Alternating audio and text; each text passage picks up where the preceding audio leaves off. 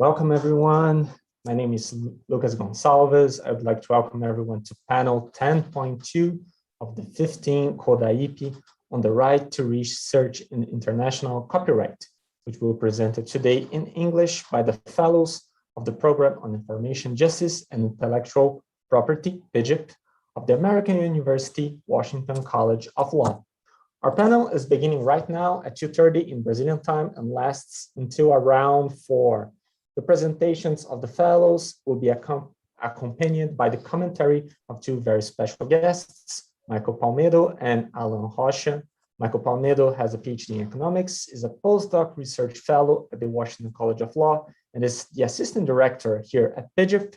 And Allan Rocha has a PhD in civil law by UFRRJ, a postdoctorate in comparative law at Oxford, and is a professor of law at UFRRJ and PUC-Rio. Michael, I would like to pass it over to you for the initial remarks on the Access to Knowledge project. Okay, thanks. Yes, I'm Mike Palmedo here at American University's Program on Information Justice and Intellectual Property. And I'm going to start by just saying a few words about our Right to Research and International Copyright project. It was launched at the beginning of this year, and the project aims to define and implement rights to research within international copyright law and within policy. We produce research. We also provide training to a global network of change makers, and we connect global academics to people working on the ground in domestic organizations and international organizations that represent researchers, libraries, museums, educational institutions, places like that. And part of our project's academic side is our Arcadia fellowships for LLM students. The fellowships are for students pursuing a career in academics, research, or public interest legal practice in the field of international or comparative copyright law. Fellows receive a scholarship for an LLM in intellectual property and technology, and they have a paid research position with their program.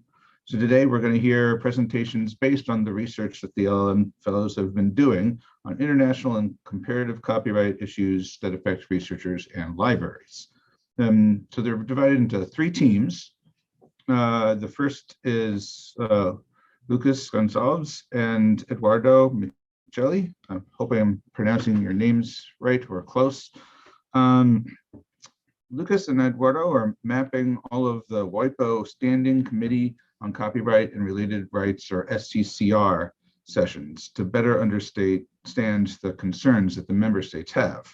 By sorting all the information, the goal is to help researchers here and elsewhere navigate through SCCR documents and create a better big picture understanding of each session. The objective is to create a repository of accessible information on the meetings themselves and all the studies and proposals that have been made since the establishment of the Standing Committee. Next, we'll hear from Luca Chiru and Lukas Vyas. Their project is about the interpretation of Article 17 of the Berne Convention. Article 17 is frequently interpreted as a provision meant to allow censorship, but the plain meaning of the language is much more broad. And so the research project here is to look to see if this plain language can be used by countries to permit the dissemination of copyrighted works for education during COVID-19 lockdowns and more generally as well. And the third project we will hear from is by Tumalo Mashabella, Mercedes Mari, and Shirin Syed, and they are mapping copyright exceptions for preservation. The WIPO SCCR is expected to begin discussions on exceptions for preservation at one of their next sessions. So this team is preparing a landscape study on how countries' copyright laws handle this particular exception. They're asking which countries have preservation exceptions that are more or less open to uses by different people for different purposes, for different types of works. And they're asking how the exceptions could apply or do not apply to uses in the digital environment. So all three of these teams are presenting early stage research, and we're grateful to have this opportunity to share it with IP. And I'm not going to take up any more time. I'm going to to pass it along to the first presentation. Thank you. So thank you, Mike. So Luca and Lukas, if you want to begin your presentation, it's with you, my friends. Hi, everybody. Good morning, or good afternoon, or good evening, wherever you are located. Today, we are going to talk about international interpretation of Article 17 of UN Conventions. And the reason for the same is because the predominant interpretation of Article 17 is limited to censorship. But while looking at the words to permit, to control, and to prohibit, it shows that the Article 17 includes both positive parts of the state and negative parts of the state. Therefore, we are looking at the questions that when can the countries invoke these provisions? So in this case, that we believe that the answer to this question is in case of necessity, and which is more than censorship. And the second question is, what is the general interpretation of the provision? Is it only about the censorship? Now, looking at the entire provision, which includes the word to permit, to control, and to prohibit, we believe that this provision is more than about the censorship. Now, to support this interpretation, we are using Article 31 and 32 of Vienna Conventions, which focuses on two things. Article 31 requires Article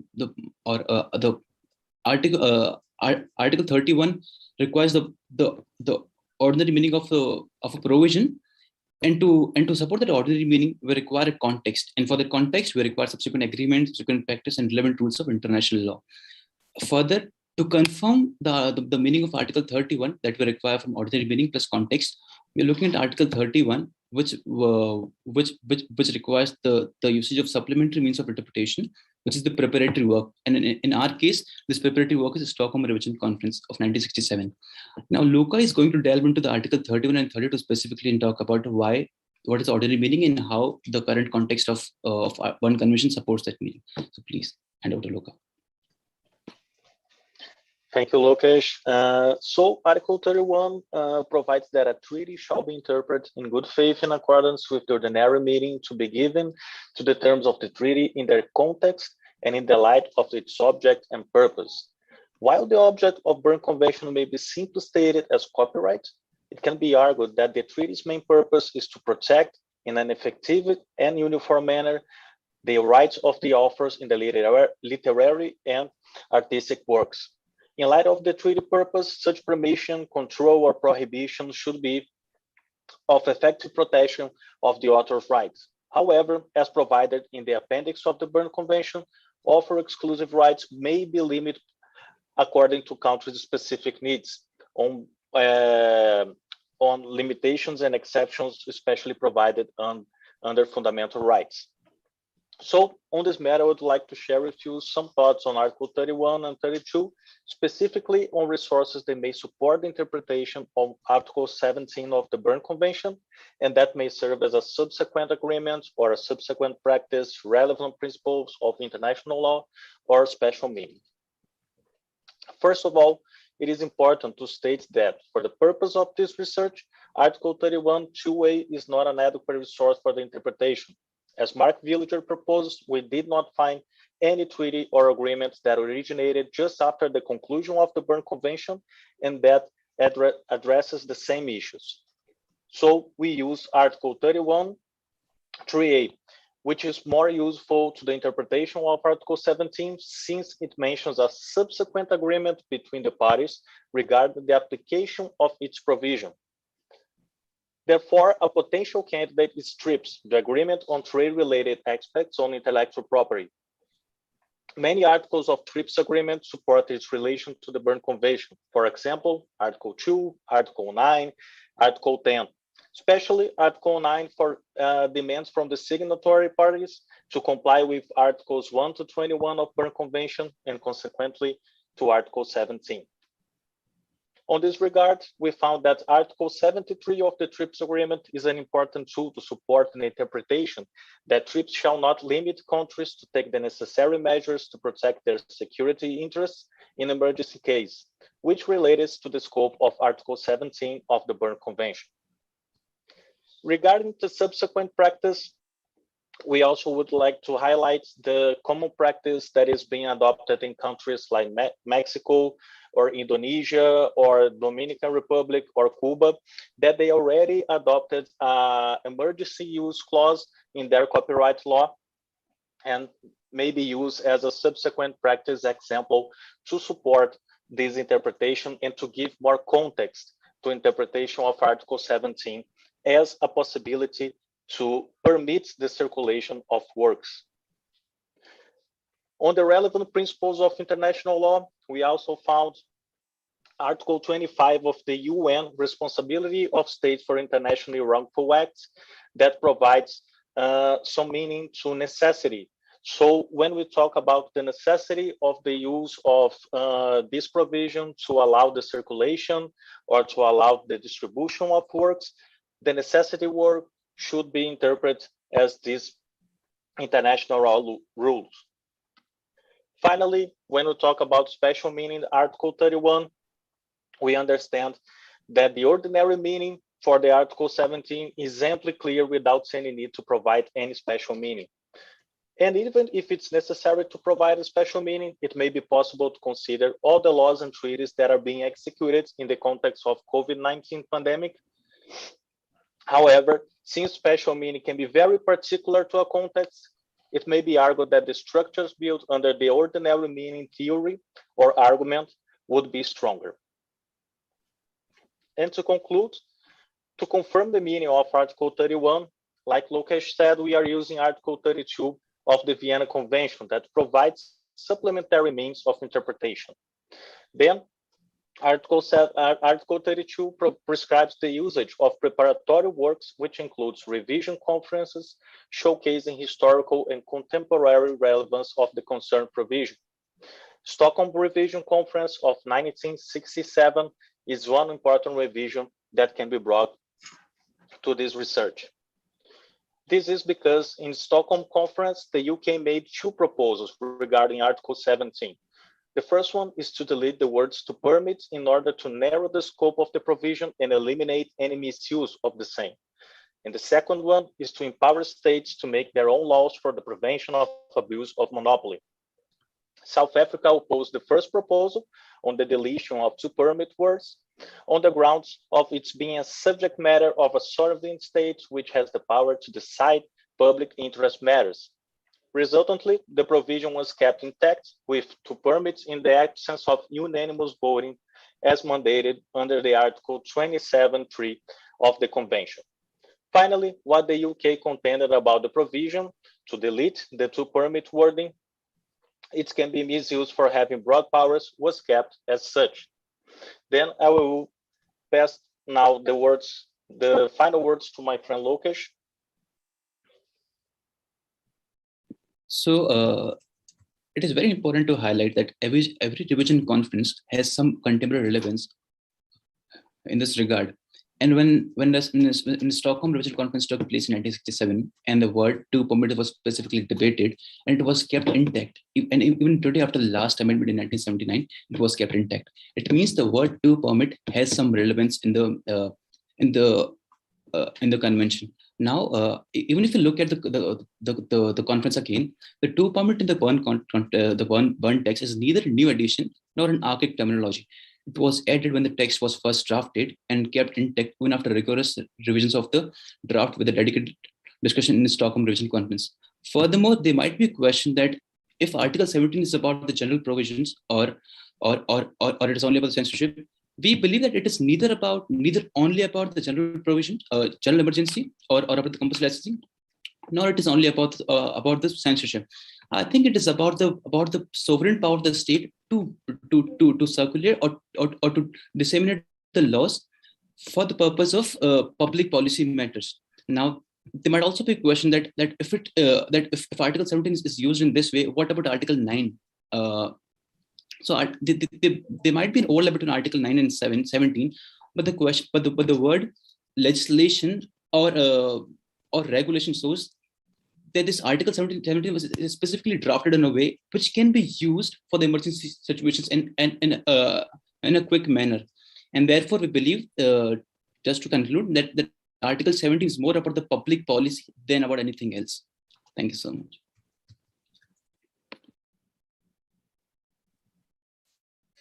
Thank you. Thank you for your presentation, Luca and Lukas. Now, Professor Allan, if you'd like to comment on their presentation. Yes, sure. First of all, congratulations. I think you did a very good presentation of laying out the problem and the question that has arisen, especially from last year.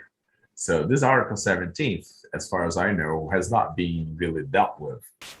So you probably have not found much reference to it, a lot of things written on it. I don't think it was ever too much of a big issue. However, it did impact some, although as far as I remember, not directly mentioning it, cases where censorship was sort of permitted by whatever grounds in different countries. So there were no questions raised when censorship was applied to works, especially for whatever reasons, but mostly religious and political reasons. So it probably allowed the non-protection, the non-circulation, but it wasn't questioned. However, I do remember at least one case where the human rights framework did not allow the specific countries, that was Chile, to actually prohibit one type of work, which now I don't recall specifically, but it was by the Americans, they're based on the Americans Human Rights Treaty, and was against Chile in a movie that they had forbidden for religious reasons, and it wasn't allowed to be censored. So I think even if it was for censorship, under the new framework, general framework, Western framework at least, of human rights perspective, censorship would not be allowed on simple grounds of that. And if that is so, that actually adds a new layer of sustainability to your conclusions. Meaning, oh, it can't be almost censorship, because if it is censorship and censorship is not allowed, at least state censorship, so that's a dead article. If it's only limited to censorship, that's a dead article. At least in the Western, whatever, human rights framework. So I think that's one thing. The second thing I think you should explore more is the TRIPS agreement, especially Article 7 and 8. And about those, sure, there are some official positions, either in different countries, but at TRIPS Council, at WTO, and so on. So I think that would add this new layer of consideration. And I think both of them would actually direct you and guide you further into, give more sustainability to your conclusion. That the desirable and, in my view, the only fitable interpretation of Article 17 of Berne, that refers to any emergency. And if we go even broader, to public policies, national public policies that face situations that are abnormal situations, like the pandemic, for example. Sure, the pandemic is a very strong example, but I think, and that's another question that you could carry on, would it need to be such a huge situation, like a strong situation like the pandemic that we're living through, or it could be something more localized, some other kind of emergencies. So I made two comments. One of them, I think it could be more grounded if you add those two layers. And the second thing, it brings the question, it doesn't need to be a huge public urgency, or could be a national, localized, temporary, less strong. Because I don't want to wait for another pandemic in order to discuss if copyright should be waived or not. So that's it. Those are my comments. Okay. Thank you so much. Thank you for your comments, Professor Allan. Lukas, would you like to answer it? Mainly just to thank you for the comments, and we will definitely look into it. We just started to look in a little bit deeper grounds on the TRIPS agreements, but the human rights we did not delve into, so we will definitely check it. Thank you so much. Okay, thank you for your presentation, Lukas and Lukas. Once again, thank you for your commentaries, Allan. And now, actually, I'd like to present, to make my and Eduardo's presentation on the SCCR session mapping, which is being done by Eduardo and myself. So first of all, for those who don't know, the SCCR stands for the Standing Committee on Copyright and Related Rights, which was a body of WIPO created at the end of the millennium to discuss matters on harmonization law in the field of copyright. It's important to know that as everybody in WIPO, they are subject to the WIPO's general rules or proceedings, and they may create their own special rules depending on the occasion and the kinds of meetings that they do. And the importance of this body in specific is that many of the discussions made in that body result in international treaties and other documents that affect the whole globe, essentially.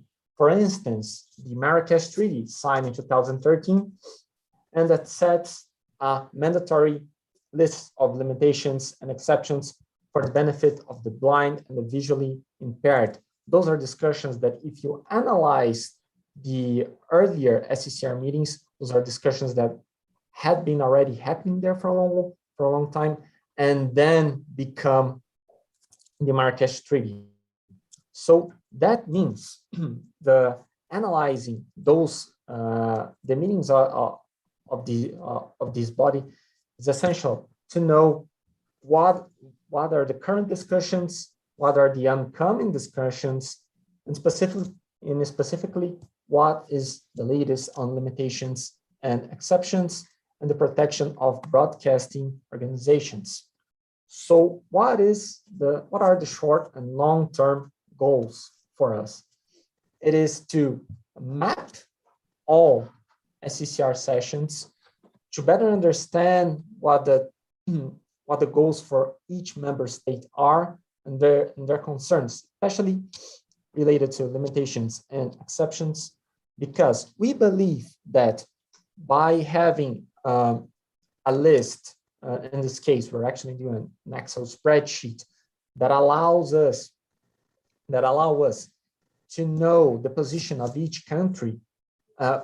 We can create a repository of easily accessible information, because that's one of the things about the WIPO website. It's not that user-friendly. Their website tends to have information all over the place. It's not exactly easy to access, and it can become very overwhelming. So that's why we're organizing it. So that's for going for the spreadsheet development. I'd like to pass the word over to Eduardo, who's going to continue the presentation. So thank you, Lukas. It's an extremely large challenge to actually go through each and every document and better understand what they mean, what they represent, and what they actually do in the international scope of copyright discussion. The first thing we actually want to know is actually see how each document is discussed when they are discussed. That's why Lukas mentioned the study of general rules of procedure, which means pretty much going through how the game is played in the international scenario, and also the special rules of the SCCR that might sometimes be different than the ones adopted in the general rules. So what we're doing here is kind of going through the inner workings of the SCCR. There are a lot of non-spoken rules about how proposals are voted. Sometimes they're formal discussions. So our work is gathering the data and putting that in a very user-friendly spreadsheet that can actually help researchers, people interested in mapping the position of each member state, understanding how the committee works, how the figure of the chair, which is the coordinator of each meeting, works into an accessible and user-friendly spreadsheet. So that's a big challenge. And Lukas and I, we came up with a solution that was creating a large spreadsheet with one sheet per session of the SQCR. There have been 41 sessions since 1999.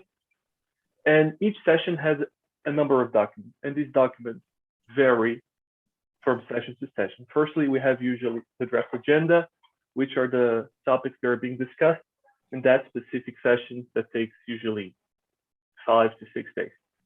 And then you have the master document, which is the report, and we're going to talk a bit in depth because the report is pretty much the master document of each session. It shows every active member state that spoke on the session, what the concerns were, what they were worried about. It shows what the solution towards a topic might be for each member state. For instance, there has been a long discussion about implementing an international treaty on the protection of broadcasting organizations. And you're going to see that sometimes Japan positions itself very against discussing other matters that not the broadcasting treaty. Or for instance, we see that the African group countries are they usually push forward national reform or international treaties towards limitations and exceptions for archives, libraries, museums. So doing this in the spreadsheet and mapping out each active speaker allows us to better see, to better visualize the changes in position if they remain the same since 1999, which is the case for, I think, Colombia and Chile. They're pretty much, they pretty much hold the same positions from the beginning. And you can actually pinpoint the changes of government and ideology towards copyright and what they think the policy should be, if there should be a national treaty, an international treaty, or just a guideline for the national reform on this matter. So the spreadsheet itself is pretty straightforward. We created the spreadsheet with countries as rows and documents as columns in order for us to put comments related to each country in each document. We're going to show you an example. It's hard to visualize just by saying it, but we're going to show you an example later. Then that's the example actually. Then we wanted to identify which country is speaking and where they're from. So we have them color coded in each active country in each section. So if you're curious if, let me say, Pakistan was speaking on any matter, you can just go to Pakistan if it's white without any color to it. They never spoke in that session, so you can pretty much skip to the next one. And on. You can see pretty much how Pakistan spoke on each topic during the 20-something years of the SCCR. And then we also point out the relevant chair and secretariat manifestations, because that's pretty much how you find the inner workings of the SCCR, the informal meetings, how they're held. The secretariat is also the body that actually organizes the studies on the topics being debated. So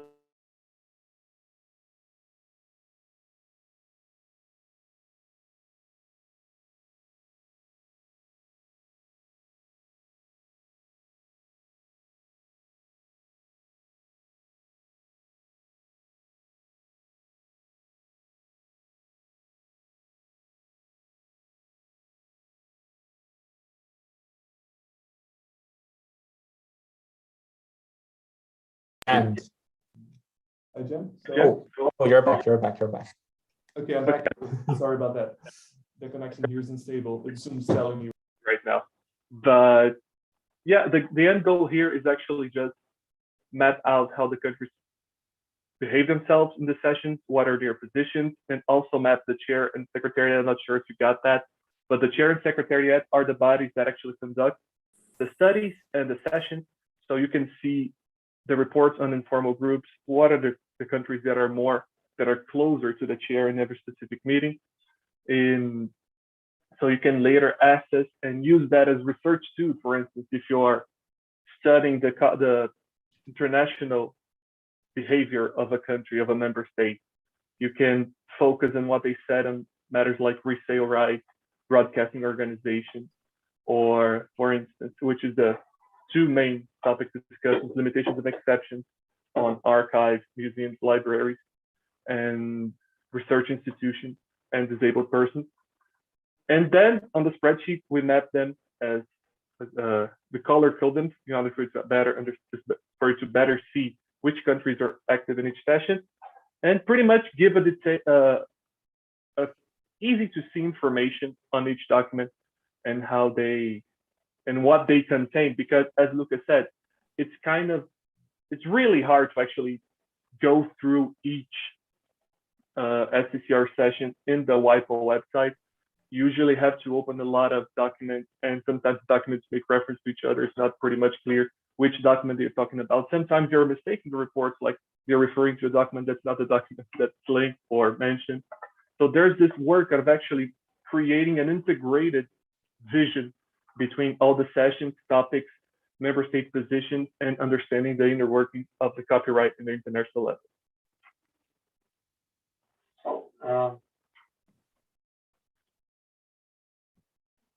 This is an example actually of the spreadsheet.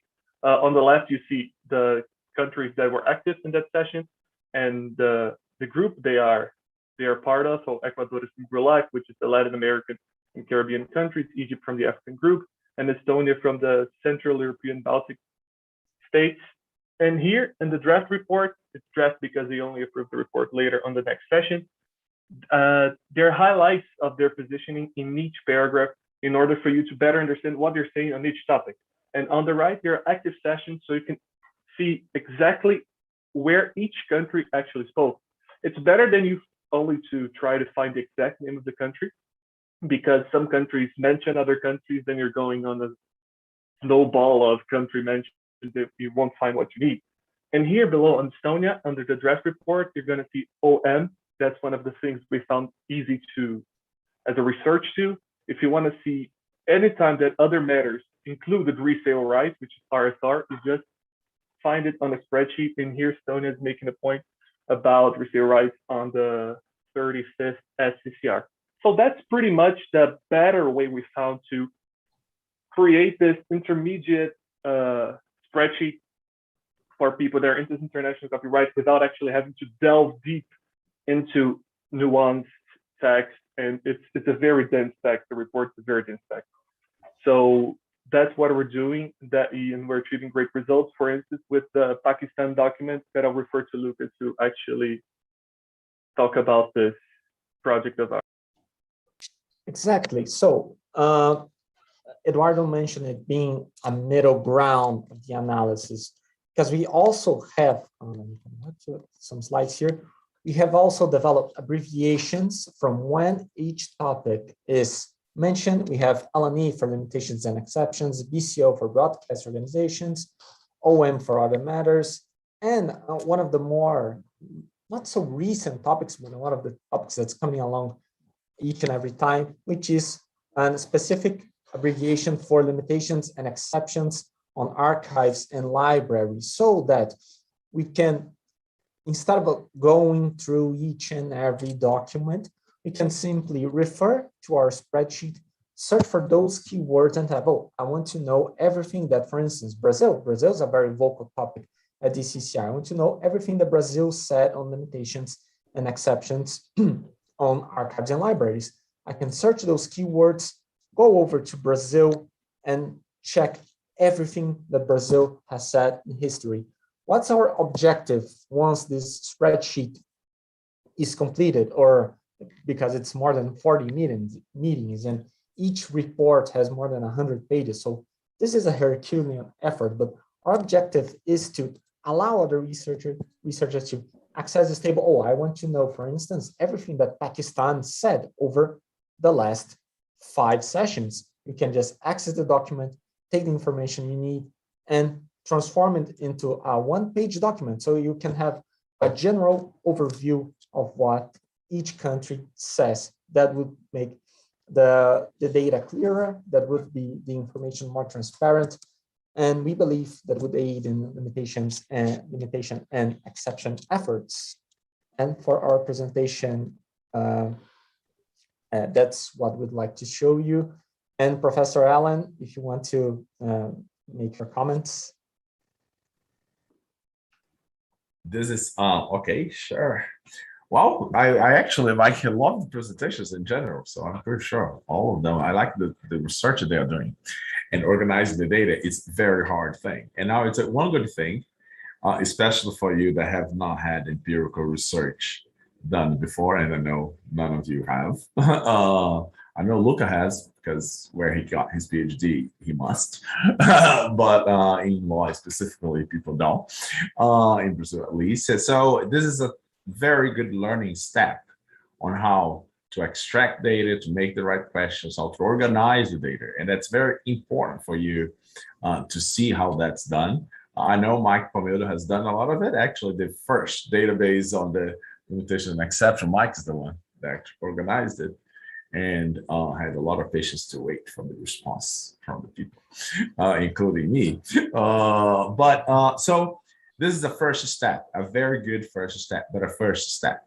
And you can't forget that. So the research doesn't end in organize the data sheet, the spreadsheet and the database and everything else. The research, what we do is actually the analysis. As a beginning of the research, which I know it is the beginning, and you said that, I think it's been very good. I think it's a very good mapping. It's very hard. I've been following SCCR for a while now, many sessions, and it's very good to see that translated into a document.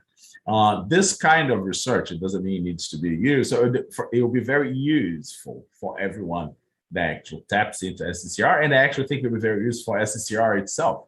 I think Michael and WTO would actually love to have that. And I think we will be innovative in that way as well. The second thing is that that's the kind of research that would very much be complemented and it would gain a lot of insight after interviewing people as well.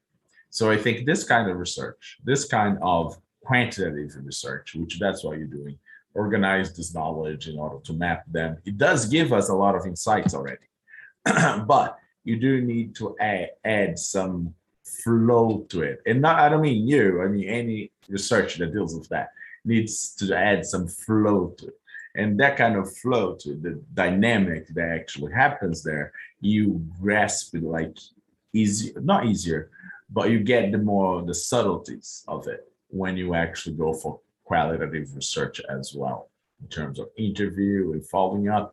Now, more recently, a lot of the sessions have been online, so you probably could rescue the transmission themselves, and then seeing them speaking and acting that would actually help all of you a lot in terms of getting insights on top of the data they are collecting. Sure, those insights, they become very artificial and detached if you don't have the data that you're collecting. But once you have the data you're collecting, those become such a plus. They actually do add up another layer of knowledge that are very important.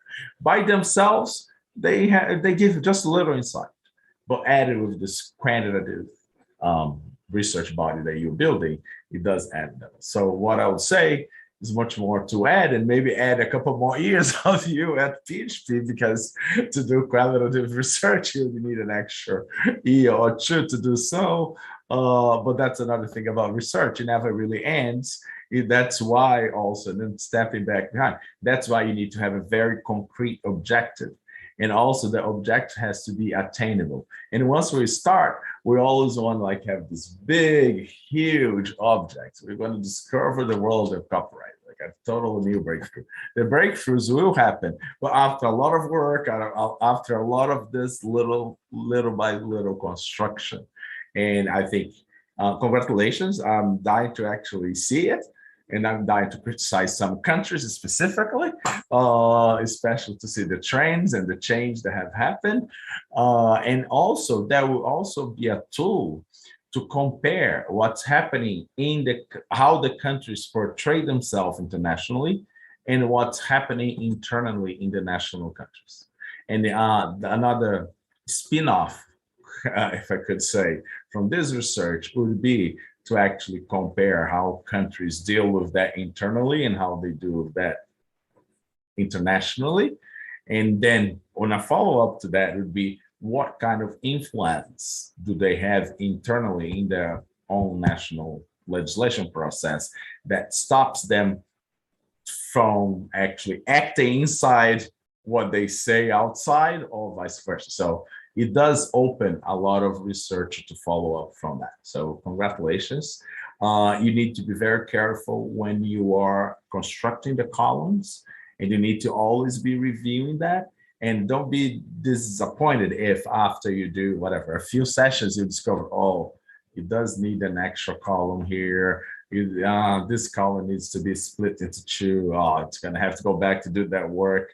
It does happen. So the more you do that at the beginning, the better. So ever so often, from my experience in empirical research, ever so often you have to return and say if those columns and the rows are fine because the rows are countries. So that's easier to actually do. But if the columns actually are reflecting the developments that are going on there. But that's just a question of like going back all the time to the database and so on. But really, congratulations. Can't wait to see them. And thank you. Thank you, Professor. Actually, in the first place, I would like to thank you for your thoughts, because it's the first step, actually, the mapping and getting all the information together. Only by doing that and going forward on that, we'll understand how we can better use the data. And the point you've made about how countries deal with an international scenario, a national scenario, actually complements itself pretty nicely with Tumelo's Shirin's and Mercedes project that they are going to introduce us to right now. So there's a lot of complementary qualities in the research that are being done here. And also the part of developing the, oh my God, I blanked, but I'm gonna remember it later. Don't worry about it. But that's it. I mean, there's so many things you can do with that. There's so many places you can go with it, so many articles you can possibly work on. And also talking to people, that's something we have talked about in the future to better understand the nuance and how people behave themselves in the sessions and what's holding them back. That's perfect. Thank you so much. Thank you for your commentary, Professor. And Michael, if you'd like to make some comments on our progress, I'd also like to hear from you on this. And you are muted. Okay, there we go. Well, thanks for the presentation. This is an interesting and very large looking project. The one thing I would have liked to have heard a little bit more on is what, like, so you're collecting data from 1996 to the present. And, you know, I personally know what WIPO's SCCRs have been up to for the past however many years, but not that far back. And I think it would be interesting just in its own right to see how the focus of the SCCR has changed over its lifetime. Like one of your columns, I noticed you were talking about debate over theater directors' rights, which is something that I did not know they ever had debates about. I don't know what kind of rights you would be due if you were the director of a theater and people were using your venue to perform copyrighted works. So there's just a lot of interesting questions there.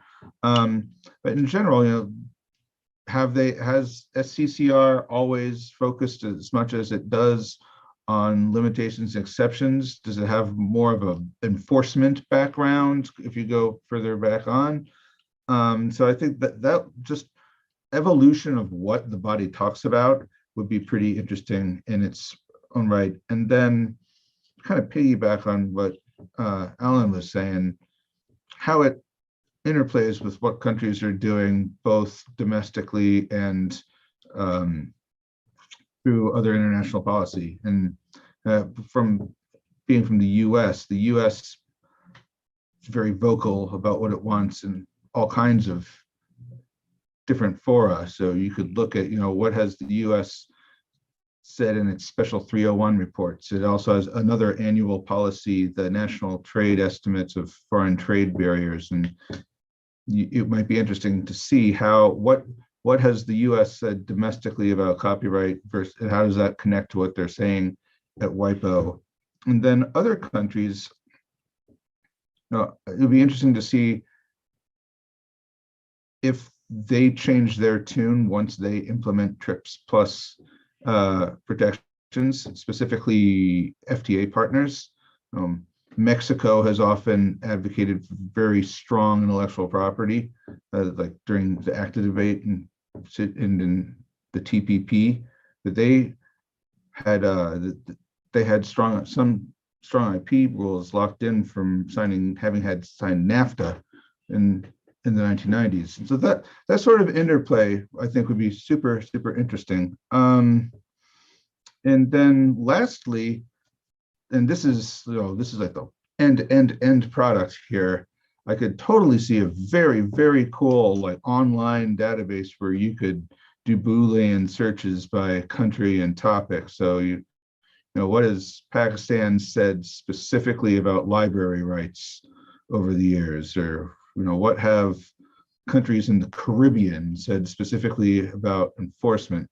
It would be a lot of work to set up, but it would be really neat. And I will leave it there. Thank you for your commentary, Michael, and thank you for your commentary, Allan. And just to have the quick response to what Michael said about the evolution of the discussions of the chair, that's interesting on the committee, because that depends a lot on two bodies within SCCR, which are the chair and secretariat. The secretariat is kind of the know-it-all body. So it determines what kinds of researchers will be made, and the chair steers a little bit of the ship. And it's interesting to see, especially in the first 12 meetings, they do not discuss, they don't have a specific topic for limitations and exceptions. The first chair, which was from the first 10 meetings, Jukalidis from Finland, actually stated in the first meeting, oh, we don't see a need right now to discuss limitations and exceptions. And you can kind of see, oh my God, and that goes on for 10 meetings until the pressure mounts up, and then let's create a topic specific for limitations and exceptions. So seeing who the chair is and what the secretariat says are ways in which you can actually check the evolution of the opinion of the SCCR. And you're right about that. That's something that comes with time, and that a lot of things that Eduardo and I have noticed so far, and so many things that will come in the future. So thank you a lot again for your commentaries. Allan? Let me just do a follow-up on that. More or less, because once you see more, you're going to see more subtleties. First of all, there is a bit of it can be a little of a dispute between the secretariat and the chair. So, and also the chair has way more power than you think they do. And really depends on how active the personality of the person in charge is. So one thing to add to that, so you know what direction it's actually done, because they are set up there by the general director in agreement with the countries. But who is actually steering that? Who is actually going? So you got, if you know the nationality of them and where they've worked before, and that's a follow-up, it's just another spin-off from that, you know a lot. For example, Sylvie, which is now for the second term, the chair of SCCR, she actually was responsible. She's a French woman, and she was responsible for the adoptee law, like for actually trying to implement that. So she comes from enforcement. So certainly she's not very open to limitations and exceptions. So just to give you an example. So a little bit of that biography of the secretariats and who is actually imposing them, suggesting them, politically supporting them. You're also going to see a reflection of that at the CCR. So you can tap a lot of links from that. So just look at their biography and you're going to learn a lot of why what's going on is going on. Okay, that's perfect. Thanks a lot for the commentary, Professor. We'll certainly take a look into that as well in the future once the process is coming along well. And I'd like now to give the word to Malo, who's going to present hers, Mercedes, and Shirin's research on preservation. So, Malo, you have the floor. Okay, thanks, Luca. Let me share my slides.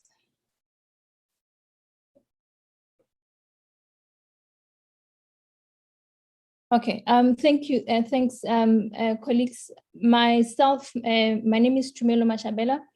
I'm working on this project with Mercedes Murray and Shirin Said. We are working under the supervision of Michael Palmedo. So in this project, what we are trying to do is we are trying to find out which countries actually have provisions relating to preservation. So what we've done, we went onto WIPO-LEX and tried to get various legislations relating for various countries. And once we've located those legislations, we reviewed those legislations to try to see if they have any provisions relating to preservations. But while we were trying to locate the legislations, we encountered that there were a number of countries where they didn't have English version, official English version of those legislations. So we had to then look at Google translation or machine translation of those particular legislations so that we can actually be able to review and map out, what each country is saying about preservation. So when we were doing this project, what we did is that we looked at various dimensions that I'm going to take you through. In looking at the dimensions, in looking at the various dimensions, like I said, we divided the work by looking at the various dimensions. So in looking at the various dimensions, what we did, we looked at what is the general norm that we are locating, that most countries are actually preferring, or their legislations is actually saying.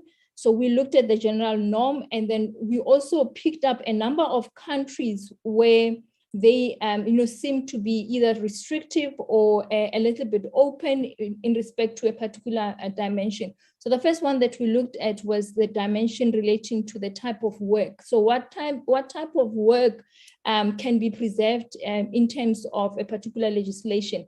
So is it published works or is it non-published works? So what we find out is that a lot of countries, they actually say that a copyright exception for preservation applies for published works rather.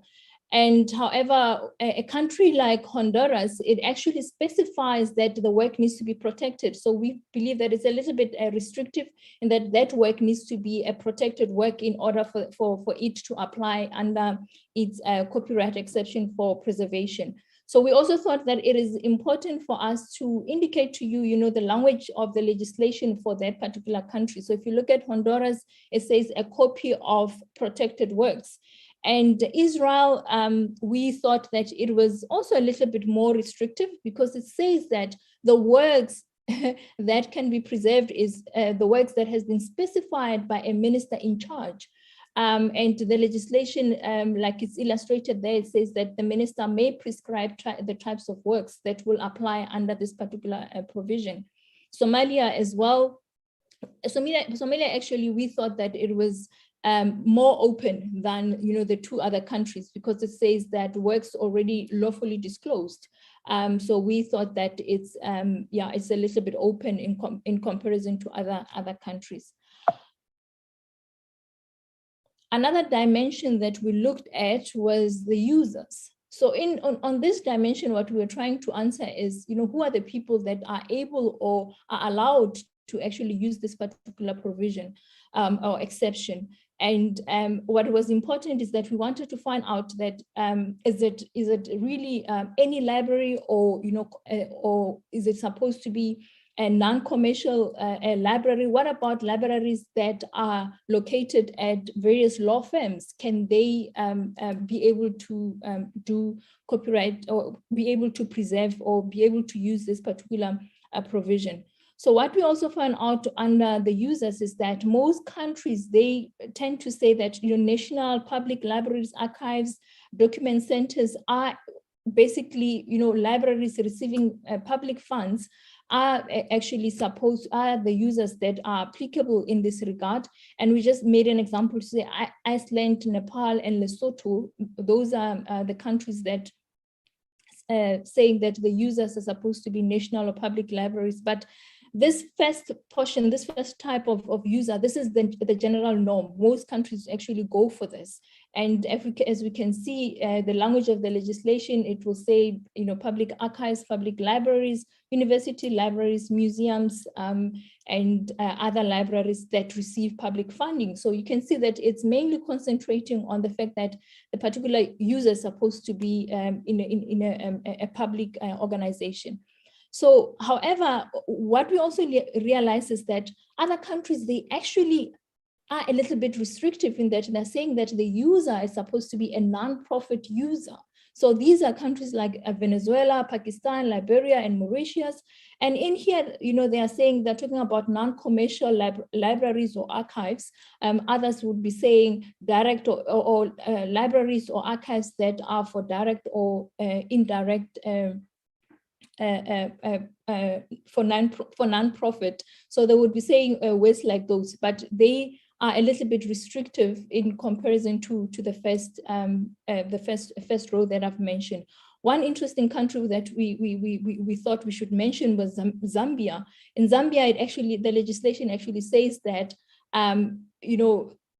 users are libraries or archives designated by a particular minister. So we thought that this is interesting. And yeah, Zambia came out as a little bit even more restrictive than I guess the ones who are talking about non-profit libraries or archives.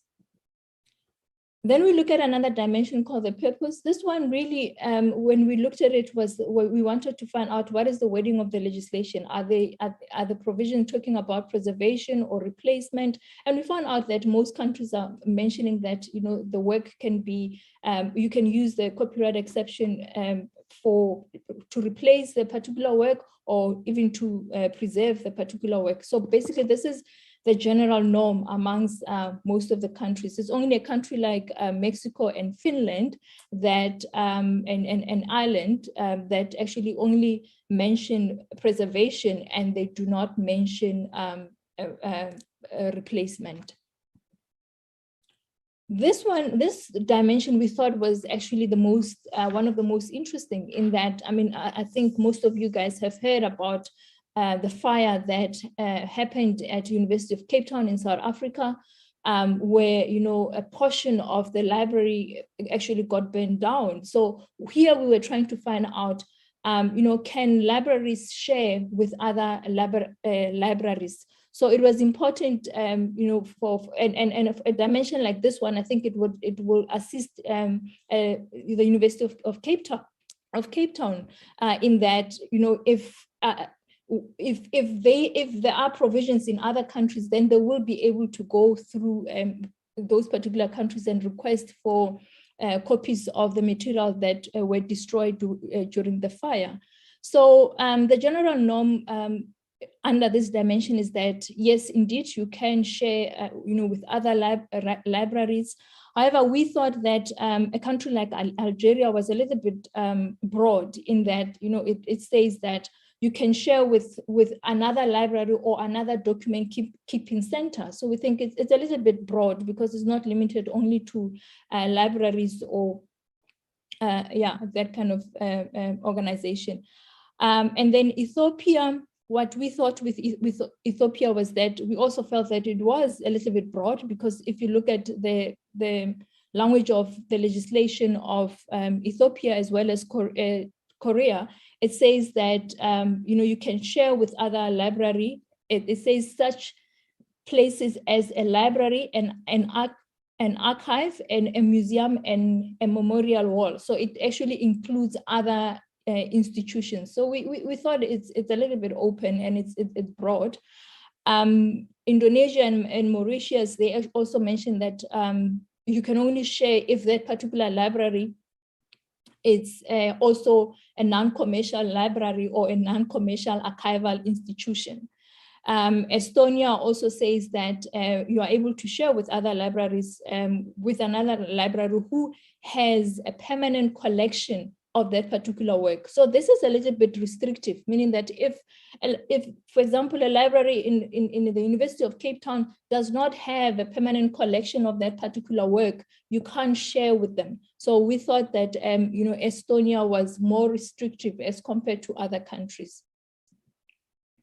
This is one dimension that we thought was actually very important. And when we looked at some of the work that some of our colleagues may have done in other institutions, we thought that this dimension, a lot of people did not look into it. So this is digital copying. I mean, the question what we were trying to answer here is that can you copy a book into an electronic format for preservation? And we realized that a lot of legislations or a lot of countries do not address this aspect of digital copying.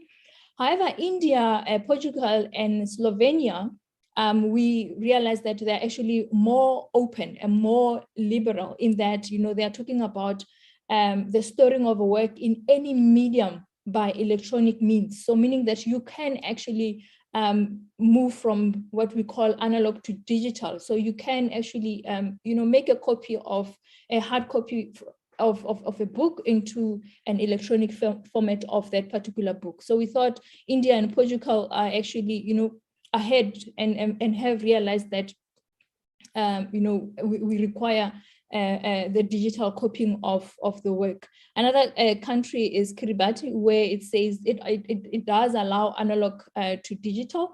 And it says that if you look at the legislation, the copy into a newer technological format. Actually, if you look at this, is even much broader, because we believe that it's actually opening up or anticipating any other technological format that may come in the future. Lastly, we also looked at the number of copies. In other countries, they actually tell you how many copies you can make under that particular provision. And the general norm here was that one is able to make just a single copy. So you're only restricted to making a single copy. However, Germany is one of the countries that says, more than one. If you look at the language of that legislation, it says including more than once and with technically required alterations. So it tells you that you can do, you can make a copy more than once. The Philippines is, I think, an interesting one, because it says that limited number of copies. So the question would be, what is limited number of copies? I think this language, it can be abused, because how do you define what is a limited number of copies? But like I said, the general norm here is that you are only allowed to make one copy, a single copy. So in conclusion, I would like to say that we have also looked at other dimensions like, circumvention, as well as formalities and conditions.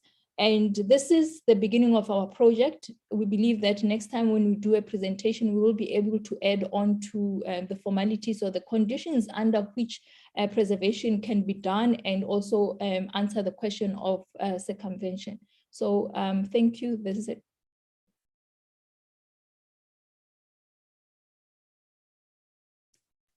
Thank you for your presentation, Tumelo. Professor Allan, if you'd like to make your comments. Well, first of all, congratulations. I see seems to be at first. And before I go on, Mike, see, the database is definitely being used, and it's going to be moving forward. That very strong database that have been built since the beginning of the project. And also gives all of you the dimension of how research is done. It comes in layers, it comes with time. You do one thing, other people come after you and complement on that thing that you probably have read somewhere, that like we build the knowledge of others on the shoulders of others. That's it. That's an example very clear of what's going on. And we'll be talking about this, through all the projects here. So that is a cut that you have. I think that's very important to make those divisions and make that comparison. And I'm sure because it's like a lot of countries to compare with and see the writing of the legislation. But you do have to consider also that the translations not always fit very well. So you have to give a discount on the language. We should not be so attached to the language. Sure, we need to be objectively attached to something. So we're objectively attached to the language, but that needs to be taken into consideration that those are translations. Yes. And translations are never as acute as the real meaning. So that's one of the things to consider. The second thing to consider is that, and that on top of that problem, the meaning of the text of the law, it really varies according to context. It does vary according to the country that not only produced it, but will interpret and apply it. So not that this kind of research is not valuable, but it does have to take, when you make the analysis and the conclusions, you need to take those two things into consideration. This is only or limited to the analysis of the legal text without the context of which it is actually interpreted and used and applied. So it is detached. It's almost like without circumstances, without cultural context where any law is actually lived. So we need to actually acknowledge the limitations of the research with it. In that sense. So this is one of the limitations that any kind of research that's based on legal texts brings. That's not this project. It's like anyone that does so has that kind of limitation. And it's not that it's not available knowledge, it is, but that also shows it's not the only knowledge that needs to actually have a broader and more comprehensive understanding of what really goes on the floor, right? So that's one thing. So we have there are two limitations for that kind of research, which are inevitable when you do on text analysis. And although I do think it's still valuable and it needs to move on. And that is the second thing is that I think you'd gain a lot if you add in between column between the legal text and your description of preservation and digitalization and so on. If you actually, in the middle column, point out the specific actions that can and can't be done, will give you a clearer view of what the law says. And then you can summarize on the first column that you have. So because you have, sure, the country, and then you have your analysis. So this legislation allows for preservation of this or that or so on, only public use. If you have an in-between one there, where you put every little aspect, like all the elements that they're compounded into the legal text, you actually help a lot to actually fill the first column. Okay. So I think you should do an in-between one where you put everything. And I saw a few of them that you might have missed some detail, and that kind of technique will help you a lot. Okay, this is only public archives and libraries, only for non-commercial purpose, only for ministers' authorization. You put every detail that's there, like in separate, like facts that need to be added up to allow or not allow some kind of act. And that will help you to make the transition between the legal text and the real content. So those are the comments, but they're more methodological comments than anything else, because they're sure the research is at the beginning.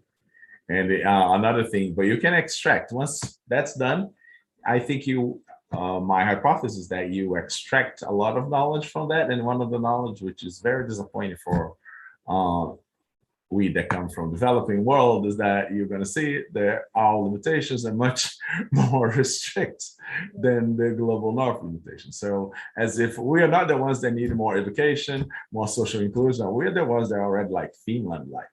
So we don't need that. Like we can also pay for everything and so on. And that's very interesting.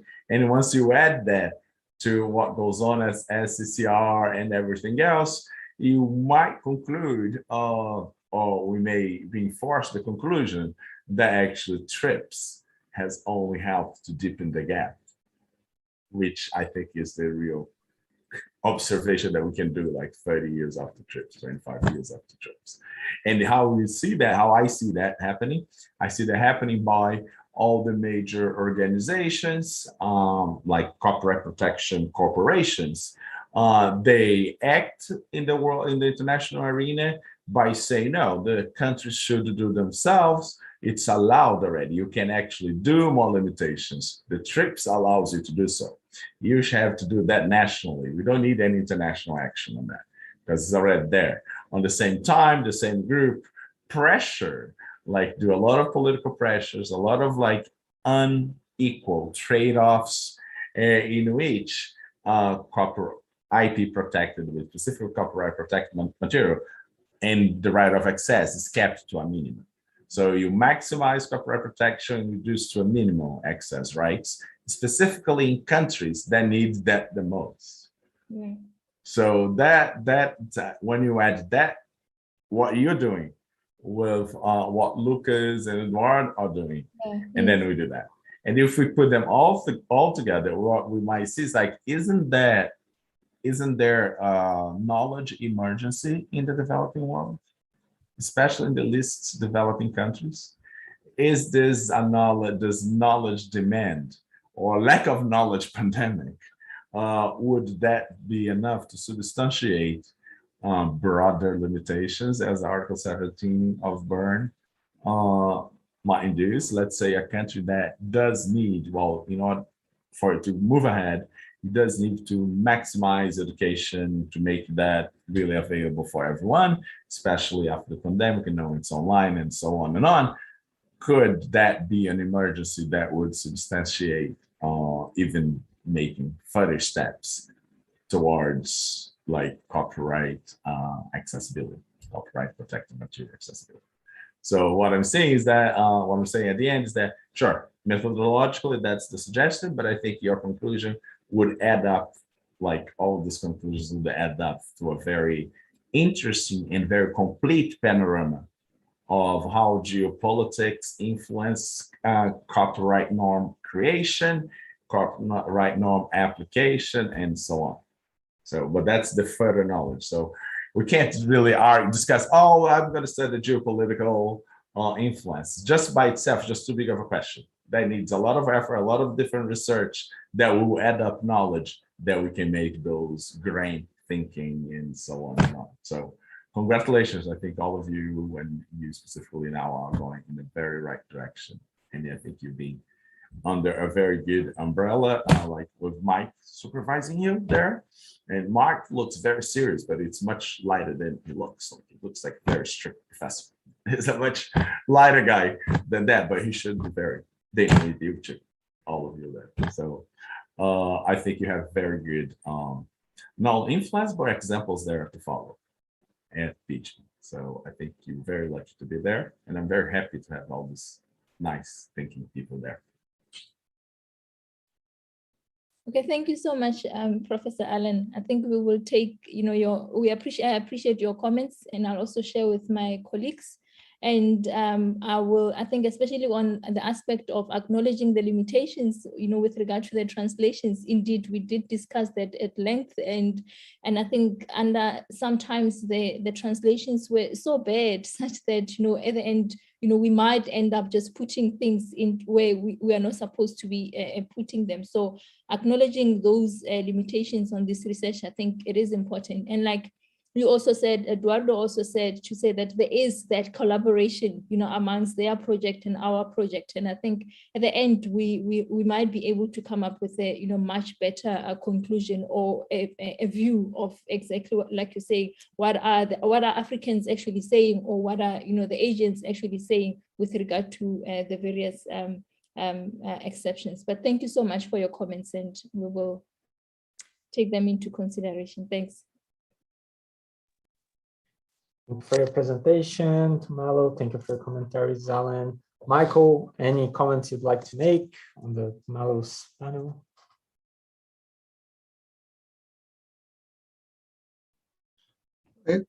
Thanks for the presentation. It's nice to see this come along in stages. They did a longer version of this. The three of them did a longer version last week, and we kind of drilled it down for today. So I've actually given them a lot of comments already. But I think, as I was just watching this, I was thinking a lot of, what will the next steps be? I think that since we now have a lot of examples of countries with more or less open versions of these types of provision, it seems like we're to the point where we can start kind of sorting them and arranging them.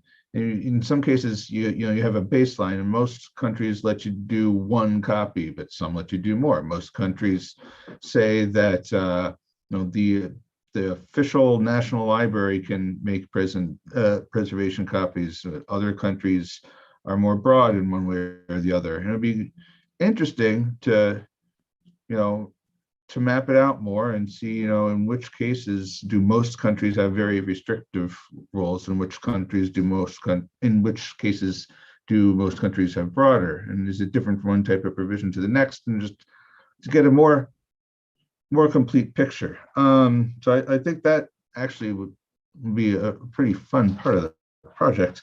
On digital, I think we need to drill it down a little bit more, because the term digital copying or digital copies or digital environment can mean different things depending on how it's used. You have some situations, I believe India can make copies if they already have a digital copy, or if they can only have an analog copy. Which was it? I forget. No, I think there was one where they say if you had a permanent collection, then you are able to, that was on cross-border. But for India, it was just saying that you can move from any hard copy to any medium of electronic, okay. Yeah. So that specifically says, like, if you have an analog copy, you can put it in a more modern format. Then other countries will have provisions allowing digital to digital, and they may not address digitizing the analog copy.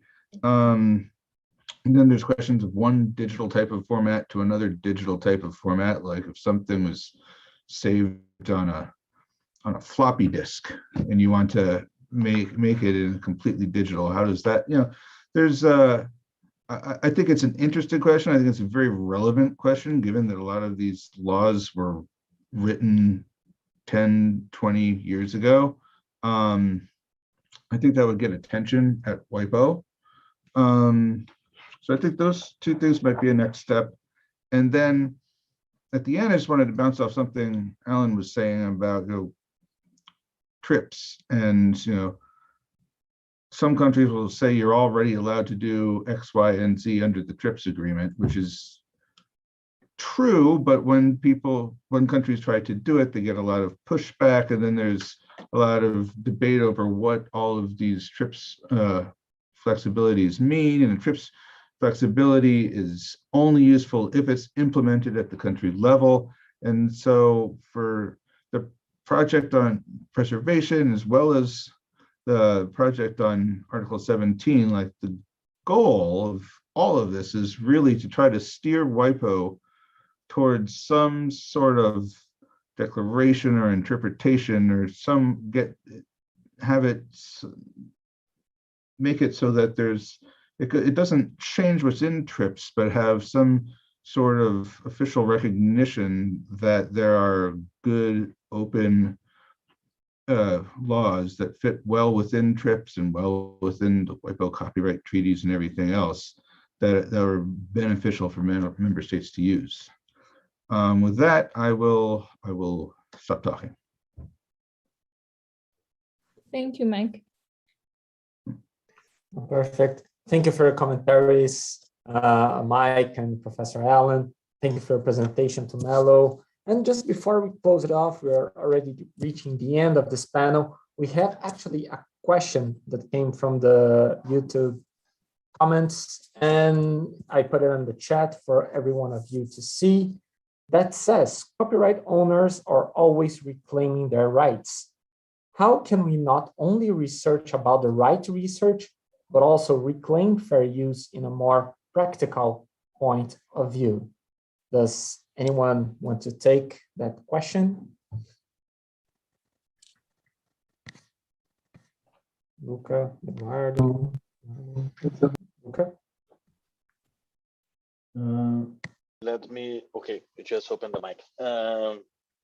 I think one of the ways of doing that, research is not an end, it's just a mean to an end. So with this research background, we can have a solid argument like to advocacy, to propose it to the legislative members, and to write technical opinions we can actually impact on the real world.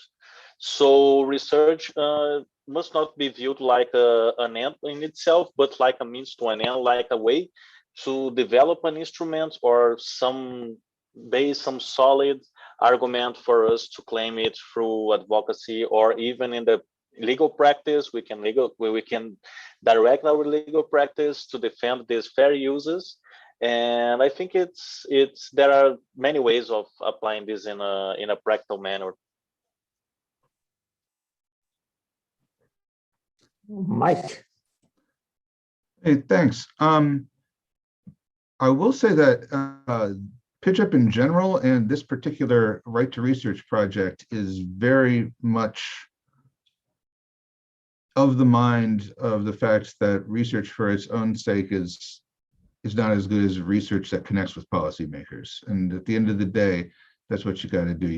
You need to reach out to people that make the decisions. You have to go to WIPO. You have to talk to groups that represent libraries. You have to talk to groups that represent right holders, and you have to talk to USTR and everybody else. On fair use in the US in particular, PIJIP, I don't have anything to do with this project, but my colleague Meredith Jacob and for her Peter Yazzie, they go meet with rights community to define codes of best practices for fair use that move the needle and make informal norms for groups like filmmakers and creators of open education resources. You get together and they say, this is how we're using fair use. And if we do this, we have, as a community, think it's acceptable. And it does actually get buy-in from communities at large. And for the right to research and international copyright, we have an academic side and a civil society side. We meet together all the time. And the idea is the research from the academics get funneled to the people who go to WIPO and talk to negotiators and who go back to their community and work with libraries and educators. So I definitely appreciate the comment that you have to do more than just research the right academically. It's you need to do the work. Thank you for the both of you, Luca and Michael, for your answer. Unfortunately, we've come to the end of our allotted time for this presentation. Yet again, I'd like to thank all of you, Luca, Eduardo, Michael, Tumelo, Allan, and Lukas, for being at our panel here today. Everyone watching us through YouTube, I'd like to thank you as well for your presence here and watching this panel today. I'd like you to, before we close off, just reminding you that CODAIP continues at 5. We have panel 11.1 on data mining and copyright, and panel 11.2 on non-fungible tokens. So with that, I'd like to close off this panel and bid you all a good afternoon. So bye, everyone. Thank you.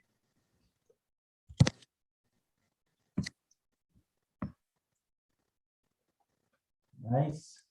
So nice. Now to class. No. Yeah, right now. We're already late, actually.